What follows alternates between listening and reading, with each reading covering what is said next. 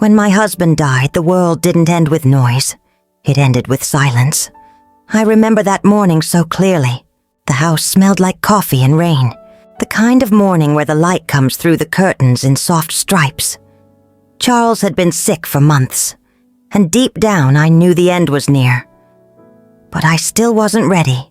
Nobody ever really is. When the nurse walked out of that hospital room, she didn't have to say a word. I just looked at her face and felt my knees give out. It wasn't loud. No screaming, no dramatic moment. Just me, holding his hand, whispering, "You can rest now, baby. You can rest." And he did. After that, everything felt like a dream you don't want but can't wake up from. People came and went. Food showed up at the door. Voices kept saying, "If you need anything, call." But I didn't know what to need. I just knew the house was too quiet without him in it. For the first few weeks, his family called it every day. His sister, Renee, would say things like, "Loretta, we're all in this together." His mama would call and pray with me over the phone. And I believed them. I truly did. Charles came from a close family. Church folks, Sunday dinners, the kind that say, "baby," when they hug you. I thought that love would stay the same. But love can change when money walks in. A few weeks after the funeral, I started getting messages. Questions about the will, the house, Charles's life insurance. They said things like, "Loretta, you know he promised we'd all be taken care of." And I said, "Yes, he did. He took care of all of us, best he could." But I could feel something shifting. The warmth in their voices was fading. It was like they started seeing me as a gatekeeper, not his wife. I tried to keep my dignity. I smiled through the uncomfortable conversations. I kept making tea for people who were clearly measuring what was left. One afternoon, I was sitting in Charles's chair when Renee came over. She had that polite smile women wear when they've already made up their mind about you. She said, "Loretta, you know, Charles would want the family to have access to what's theirs." And I said, "Everything Charles left, he left with love. I'm not taking anything from nobody. I'm just trying to hold on to the home we built." She looked around the room, quiet for a moment, then said, "Maybe you don't need all this space anymore. You're alone now." Those words hit harder than anything she could have yelled. "You're alone now." When she left, I sat there for hours, just me in that empty chair across from mine. It felt like she'd stolen the air out of the room. That night, I didn't sleep. I just stared at the ceiling, listening to the quiet creak of the old house. I could almost hear Charles's voice, soft and steady, saying, "Don't let nobody make you small. Baby." The next morning, I made my decision. I wasn't gonna beg to belong. Not to a family that only saw me as an obstacle. Not to people who forgot what love sounds like when the money gets loud. So I straightened my back, poured my coffee, and whispered to myself, "Loretta, you still here. You still got you." That was the first morning I realized sometimes the hardest part of losing someone ain't the goodbye. It's learning who never really meant hello. Before all this, before the lawyers and the whispers and the cold looks, I used to wake up every morning to the sound of Charles humming in the kitchen. He wasn't a singer by any means, but Lord, that man could hum a tune. He'd stand by the stove, stirring his coffee, humming something half gospel, half blues. While the news played low on the TV, that was the sound of my home. Steady, safe, familiar.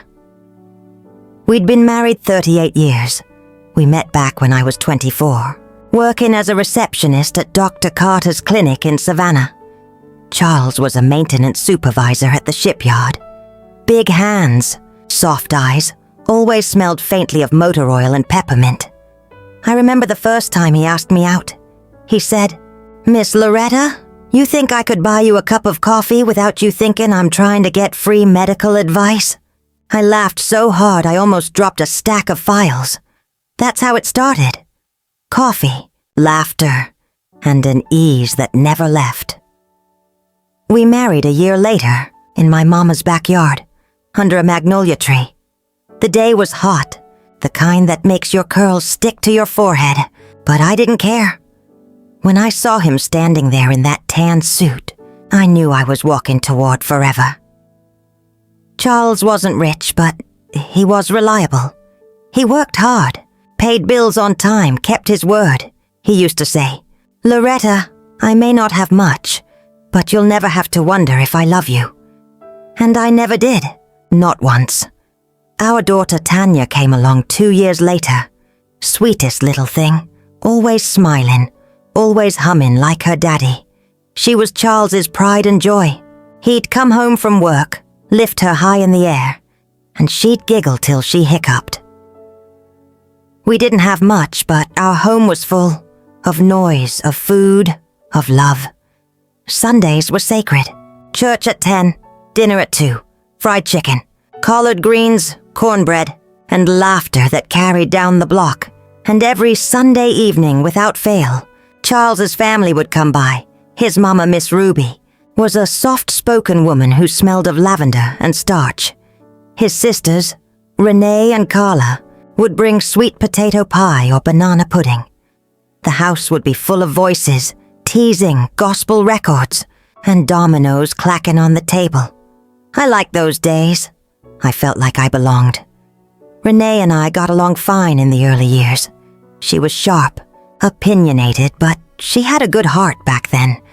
She'd help me in the kitchen, talk about her boys, and we'd laugh about how Charles still couldn't fold a fitted sheet to save his life. Charles's family wasn't perfect, but they were warm. The kind of folks who remembered birthdays, sent cards, prayed for you when you were sick. Life had its bumps. Of course, money was tight sometimes. Charles's job at the shipyard wasn't easy, and I worked long hours once Tanya started school. But we managed. We saved. When Tanya went off to college, I cried for a week straight. Charles teased me, said, "You act like the girl moved to Mars."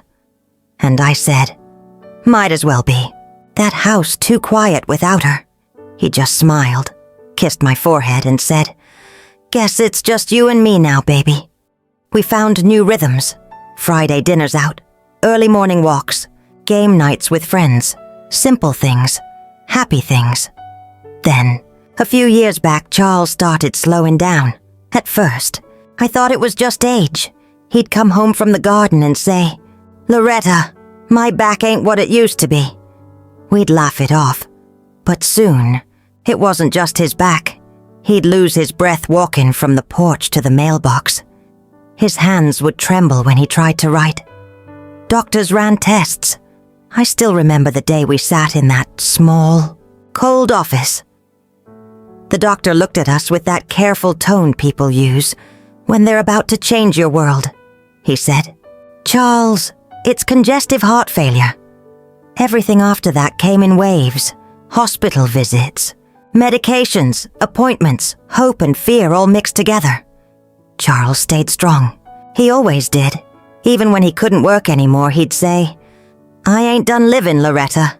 I still got breath. And as long as I got breath, I got purpose." During that time, his family showed up more than ever. At first, it felt like love. Renee would bring groceries. His mama would sit with me at the hospital. They'd pray over him, hold his hand, and tell him he was going to pull through. But when the doctors started talking about hospice care, I noticed a shift. Their tone changed. Questions about his condition turned into questions about the house, the savings, the insurance. One night, after everyone left, Charles said to me, "Baby, promise me something. No matter what happens, you stay in this house. You keep living. You hear me?" And I said, "I promise." He squeezed my hand, and I saw it in his eyes. That quiet fear men get when they realize they can't protect you anymore. I didn't want to think about life without him. But somewhere deep down, I already knew his family wasn't going to let go easy. When Charles passed, The world blurred. The funeral was beautiful, full of gospel songs, warm words, and faces I barely recognized. People hugged me, cried on my shoulder, told me how strong I was. I smiled. I thanked them. And when I got home that night, I sat on the edge of our bed and stared at the empty space beside me. Grief comes in strange shapes. Sometimes it's loud, tears and sobs and memories that choke you. Other times, it's quiet, a slow ache that just hums beneath your ribs. For weeks, I wandered the house like a ghost. I'd open closets just to smell his shirts. I'd play his old gospel records just to feel him near. And every night before bed, I'd whisper, "Good night, baby," into the quiet. If you had told me then that grief was only the beginning, I wouldn't have believed you. I thought the worst had already happened, but grief has layers, and the deepest one isn't losing the person you love. It's losing the people who pretended to love you once they're gone. After the funeral, things changed in ways I didn't expect. At first, it was little things. The tone of a voice, the way someone avoided eye contact. But grief does that, you know.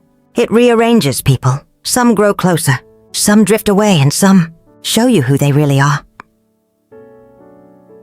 I told myself not to read too much into it.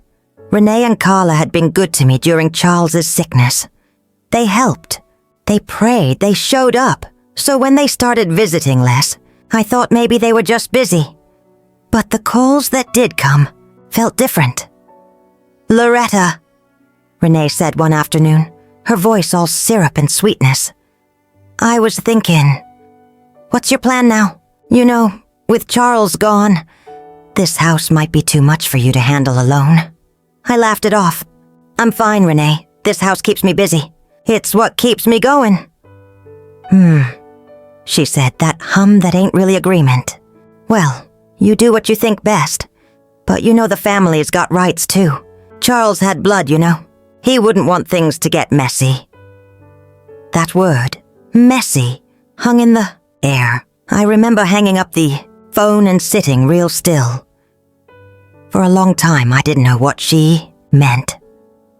But I knew it wasn't kindness anymore.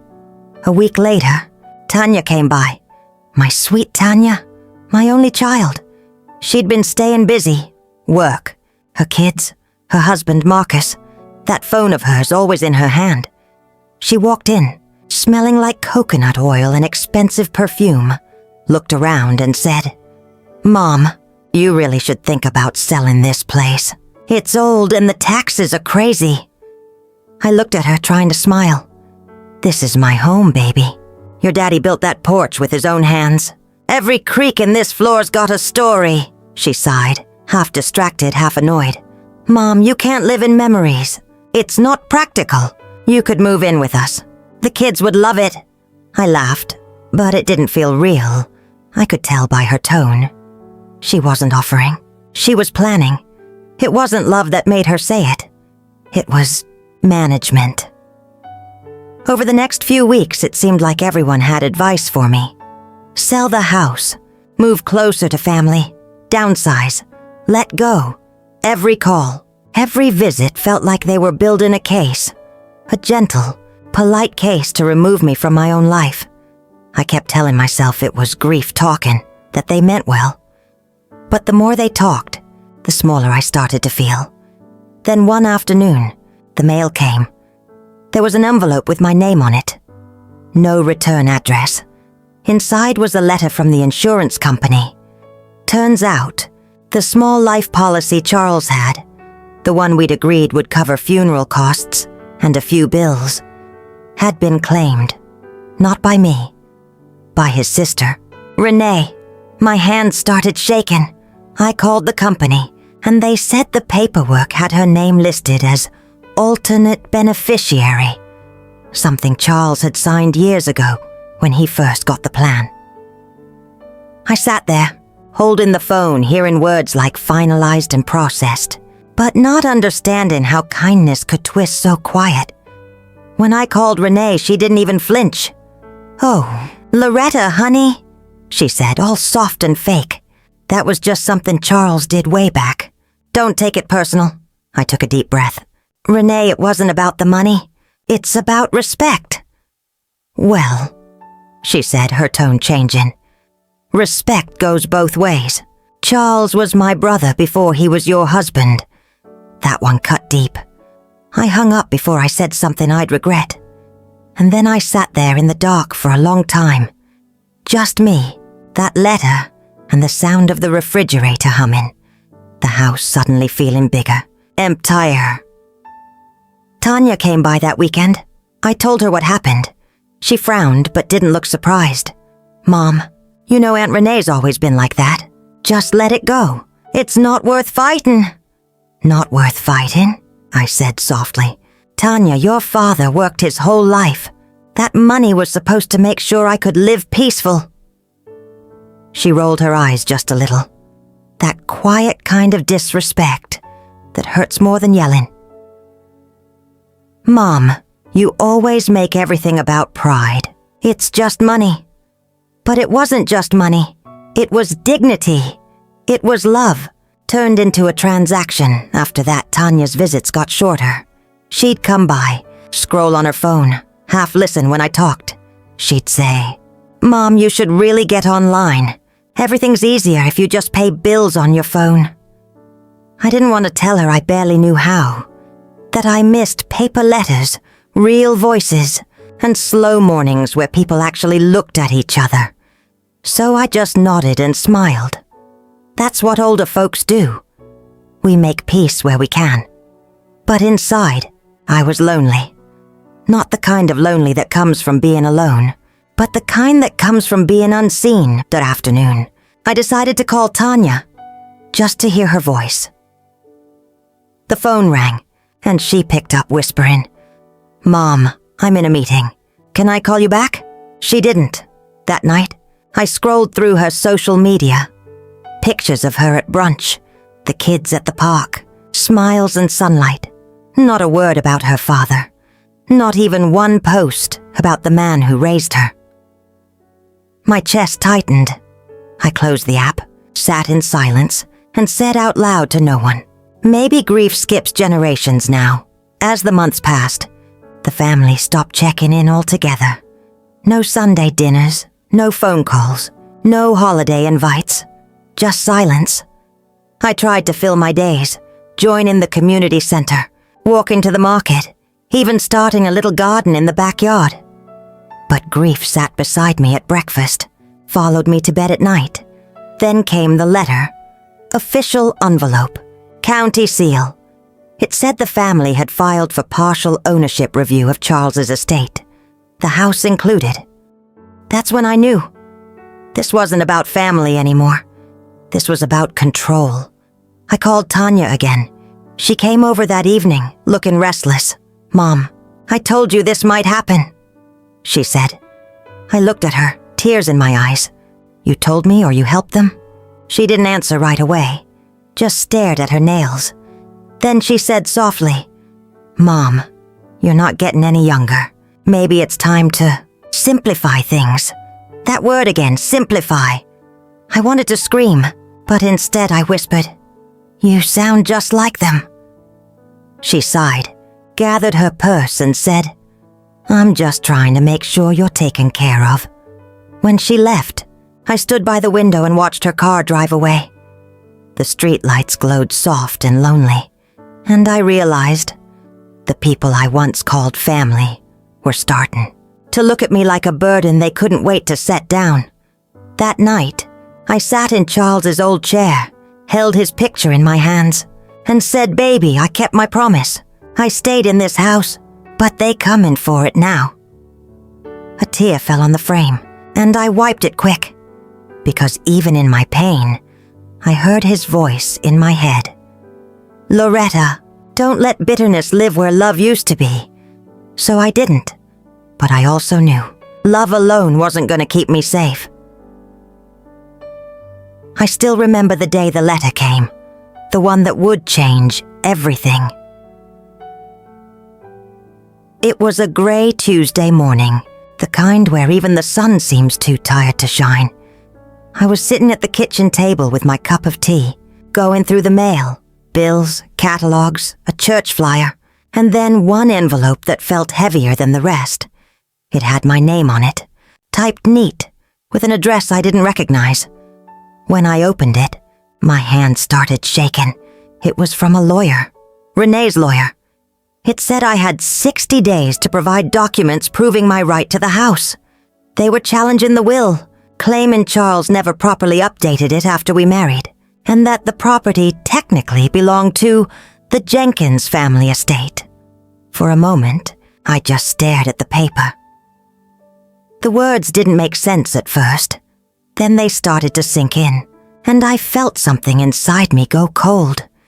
It wasn't enough that they'd taken the insurance money. Now they wanted the home Charles and I built with our hands. The porch we painted together, the kitchen we laughed in, the room where we prayed when things got hard. They wanted it all. I called Tanya right away. When she picked up, her voice sounded distant, like she was already somewhere else. "Mom, I know," she said before I could even explain.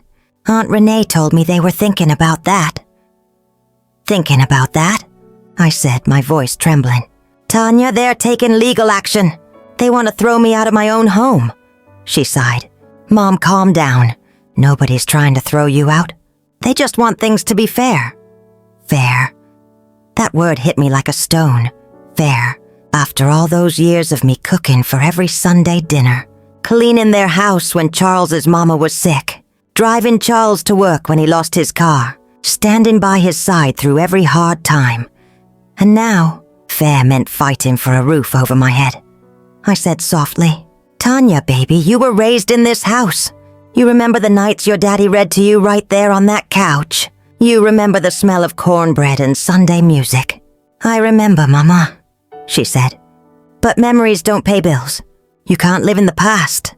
And that's when I realized it wasn't just them. Somewhere along the way, my daughter had started speaking their language too. That night, I couldn't sleep. I walked through the house, slow, touching the walls, the doorknobs, the little dents and scratches that told our story. I sat on the edge of our bed and whispered, "Charles, I don't know how to fight this. I don't even know where to start." The next morning, I decided to go down to the courthouse. Not because I knew what to do, but because I had to do something. The clerk there was kind. A young man with gentle eyes. He looked through the documents I brought. Our marriage certificate, the old deed, the bank statements, and said, "Ma'am, it's going to be complicated, but you have rights. Don't let them intimidate you." Those words, "You have rights," felt like air after weeks of drowning. I thanked him and walked out with my papers clutched tight, like they were armor. A few days later, Renee showed up. No call, no warning. She just walked up my porch like she still owned part of it. She smiled, that polite kind of smile that hides claws. "Loretta," she said, "why are you making this harder than it has to be? You know this house ain't just yours." I stood there, calm but firm. Charles paid every bill, every mortgage note, with me by his side. He built this house for us, not for you. She took a step closer. "Girl, don't make this ugly. You could move into one of those senior apartments. Be comfortable. Nobody's trying to hurt you." I smiled, small, tired but steady. "You already did." Her face changed. The mask slipped. She said coldly, "You'll regret this." And I said softly, "I already have, but not for the reason you think." Then I closed the door, locked it, and for the first time in months, I didn't cry. That night I made myself a real dinner. Collard greens, baked chicken and cornbread. I ate at the table, by candlelight, like a woman who still belonged. The quiet felt different. Not empty this time. Peaceful, like the house was breathing again. I started taking walks in the morning, down by the river, through the park, just watching the world move. Sometimes I'd see old friends from church. They'd say, "Loretta, we've been wondering about you." And I'd smile and say, "I've been wondering about me too."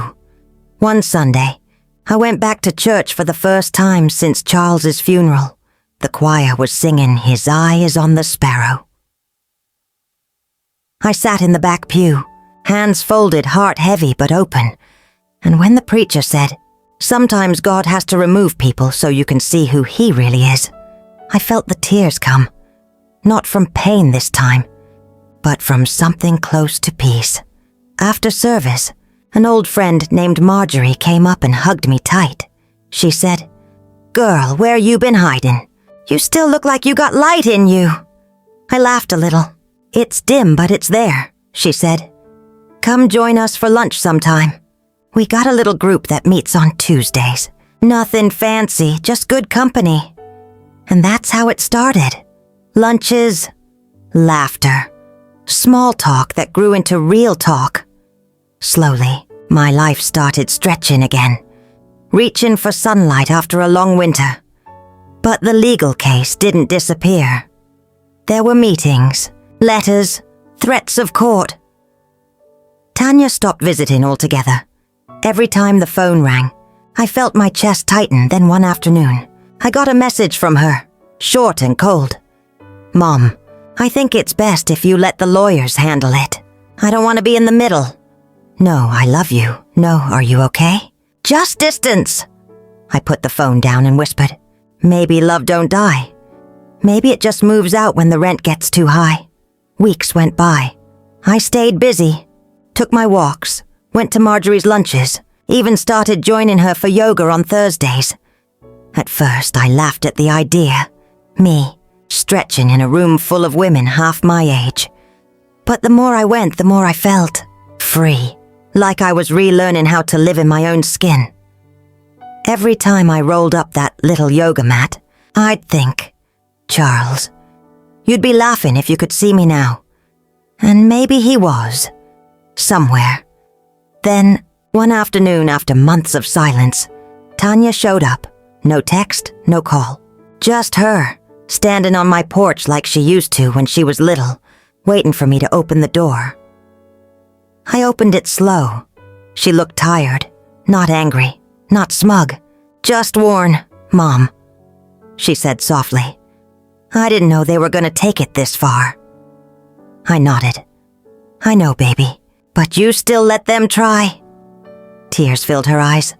"I'm sorry, Mom. I thought maybe they were right. I thought you couldn't handle all this alone." I took her hand, the same hand I held when she took her first steps. "Tanya, you forgot who raised you. I've been handling life alone long before you knew how to walk." She smiled through her tears. "You always were stronger than I thought." I squeezed her hand and said, "That's the thing about quiet. Women. People mistake our peace for weakness."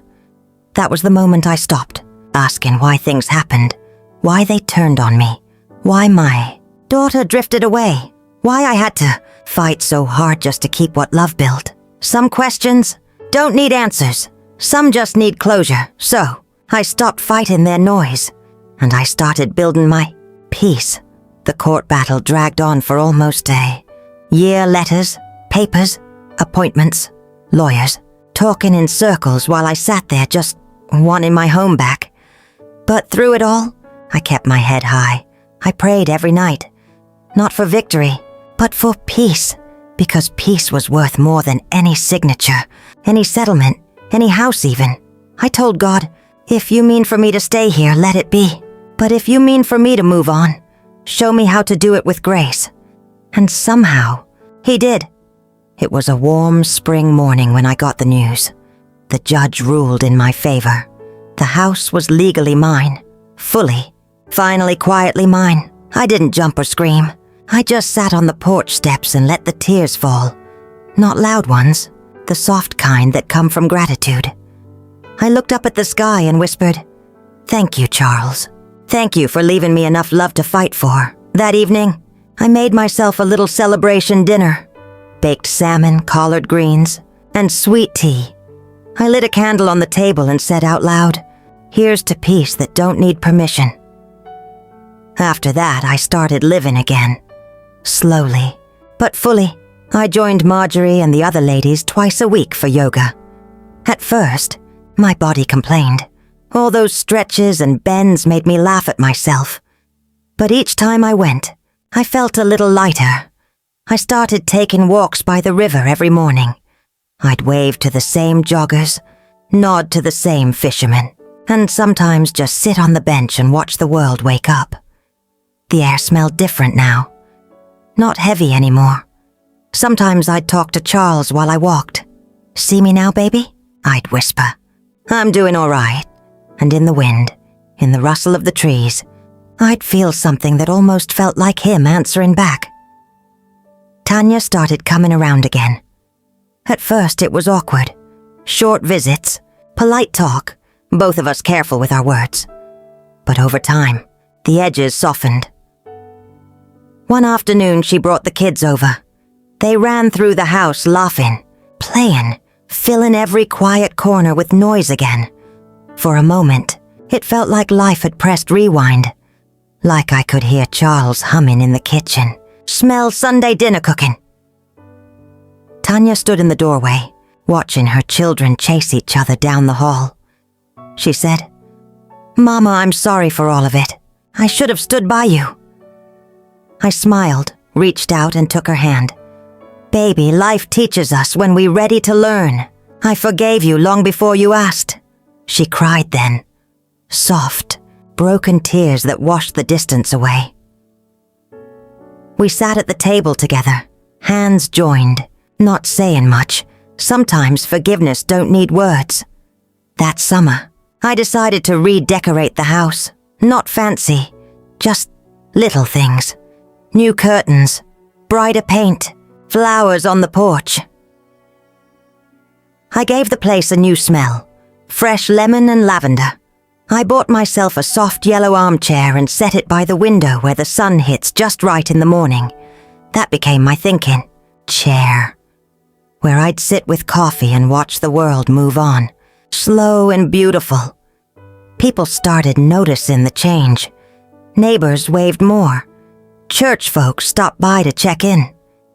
And for the first time in a long while, I said yes when folks invited me out.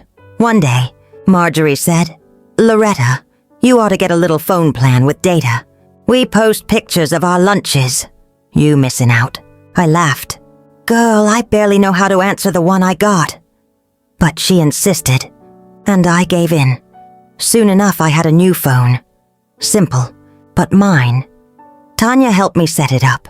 She showed me how to text, how to video call, how to look at pictures online. At first, it felt strange. A whole new world. But then I saw what it really was. A way to stay connected. I started sending morning messages to the yoga girls. Little prayers, smiles, sometimes just a "Good morning, beautiful ladies." They'd reply with hearts and jokes and plans for the week. And slowly, that phone became a doorway instead of a wall. I even started a small page of my own. Just pictures of my garden, my porch, my teacups, and little notes to myself like, "Peace is a choice. Grow even when no one's watching. Your strength ain't gone. It's just quiet." One day, a woman messaged me. She said, "Miss Loretta, I'm going through something similar. Lost my husband last year. My in-laws treat me like a ghost. But your posts make me feel less alone." I sat there staring at that message, tears in my eyes, because I realized maybe that's what all the pain was for. Maybe I went through it so I could help somebody else keep going.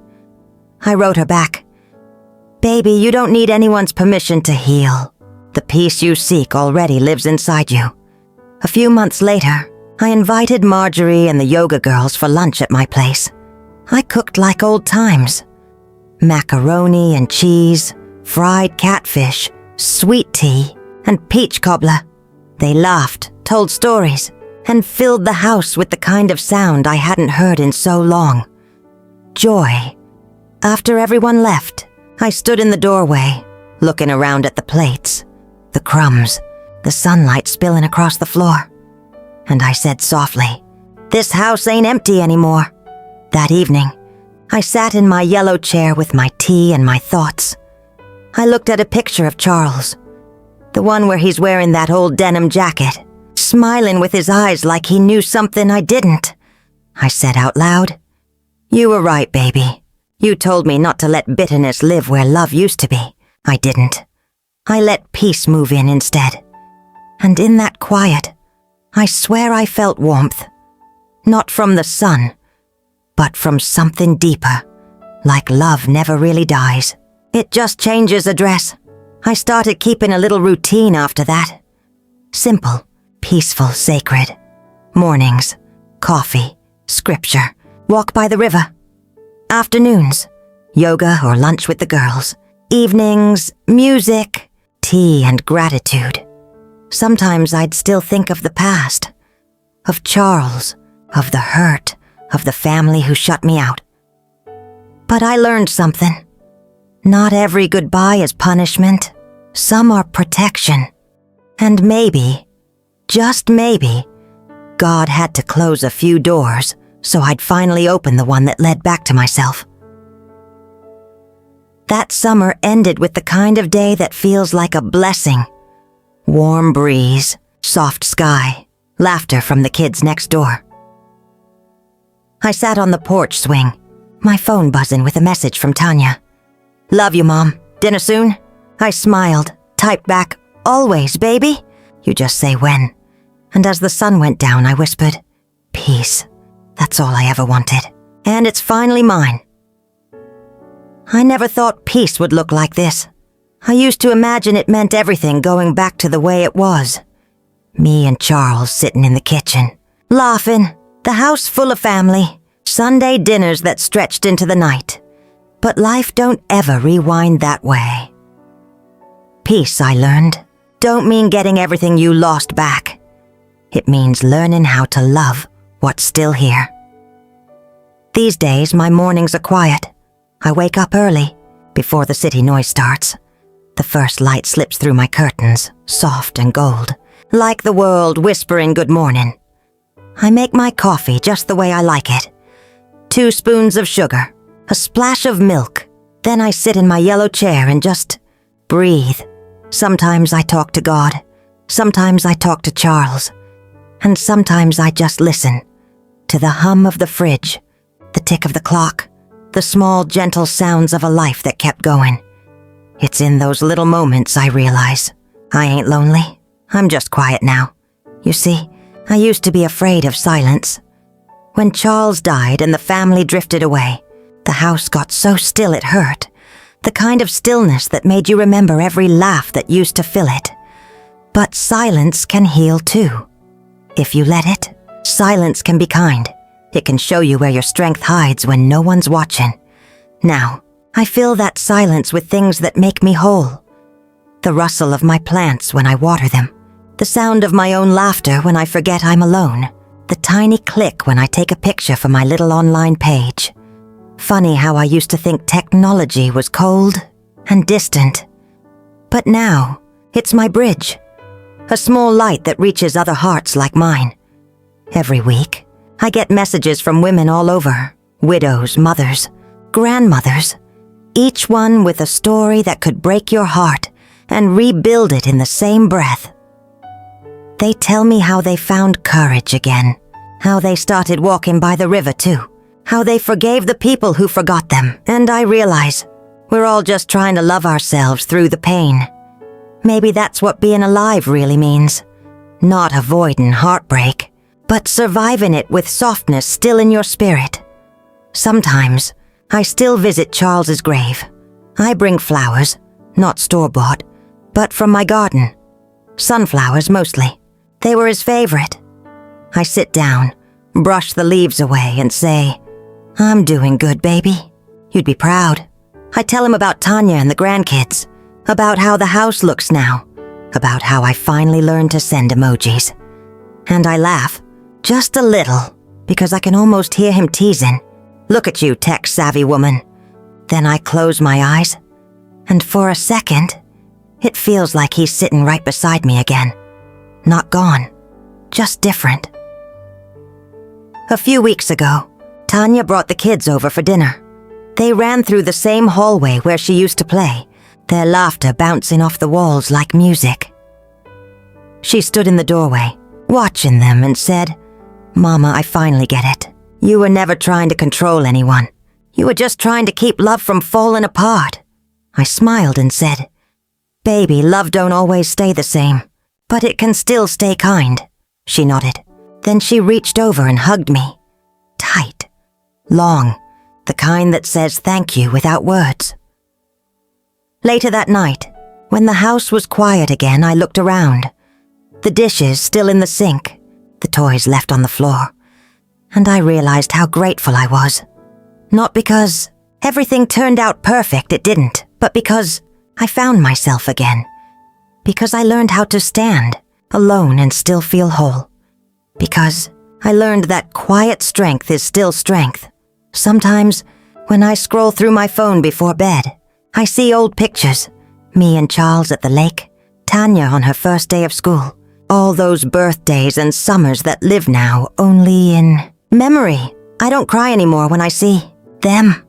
I smile, because I finally understand that love don't end when life changes. It just changes shape. It moves from hands to heart, from presence to memory, from pain to peace. If you're listening to me right now, maybe you're going through something too. Maybe you've lost someone. Or maybe you're fighting to be seen, to be understood, to just breathe without hurting. If that's you, I want you to remember something. You are not invisible. You are not forgotten. And you ain't done living yet. Take your time. Let the silence heal you. Let the mornings be slow. And let yourself forgive. Not for them, but for you. Because peace don't always come like thunder. Sometimes it walks in softly, sits beside you and says, "I've been here all along. And as for me, I'm still here in my little house in Georgia. Still drinking my morning coffee. Still talking to the man I loved. Still posting my thoughts for whoever needs them. The gardens blooming, the porch lights on. And every evening, when the sun sets quiet over the trees, I whisper to myself, Loretta, you made it. And maybe, just maybe, that's all any of us need to hear." The story we have told is fictional, but is based on some real events. The names and places have been changed to protect the identity of those involved. We're not sharing this to pass judgment, but in the hope that someone listens and pauses to think. How many mothers are suffering in silence inside their own homes? I'm so curious. If you were in my place, what would you do? Would you choose to stay silent to keep the peace? Or would you dare to face it all to get your voice back?